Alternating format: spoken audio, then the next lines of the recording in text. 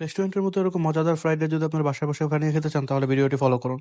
Fried rice বানানোর জন্য এখানে আমি দিয়ে দিচ্ছি প্রথমে তেল। তেল দেওয়ার পরে এখানে পেঁয়াজ কিমা দিয়ে দিলাম। পেঁয়াজ কিমা দিয়ে এখানে ভালোভাবে নেড়ে ব্রাউন কালার করে নিতে হবে। তারপরে আমি দিয়ে দিচ্ছি এখানে ৪ টা ডিম।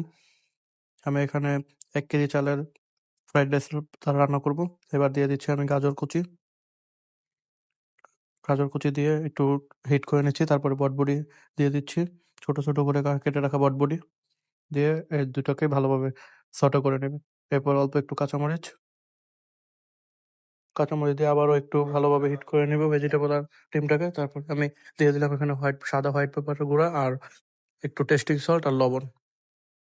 তারপর দিয়ে দিচ্ছি এখানে আগে থেকে বয়েল করে রাখা রাইস। রাইসটা দিয়ে ভালোভাবে এখানে হিট করে নিব। রাইসটা ভালোভাবে গরম হয়ে যাওয়ার পর এখানে আমি দিয়ে দিচ্ছি ঘি। আপনারাও কিছুটা ঘি দিয়ে দিবেন। তারপর দিয়ে দিচ্ছি সিসামি অয়েল। তারপর দিয়ে দিচ্ছি ম্যাগি সস। ম্যাগি সসটা একটু বেশি দিবেন। এরপর ফিশ সস। এগুলো দিয়ে আমি ভালোভাবে আবার রাইসটাকে গরম করে নিচ্ছি। তারপর দিয়ে দিব চিকেন পাউডার। ২ চামচ চিকেন পাউডার দিয়েছি, ২ চামচ টেস্টিং সল্ট দিয়েছি, হোয়াইট পেপার দিয়েছি ১ চামচ আর ৪ চামচ চিনি দিয়ে আবার ভালোভাবে হিট করে নিচ্ছি রাইসটাকে। এরপরে দিয়ে দিচ্ছি আমি চাইনিজ পাতা আর একটু পেঁয়াজ পাতা। চাইনিজ পাতা আর পেঁয়াজ পাতা দিয়ে ভালোভাবে রাইসের সাথে চাইনিজ পাতা আর পেঁয়াজ পাতাটাকে মিশিয়ে নেব। এর হয়ে গেল আপনাদের ফ্রাইড রাইস।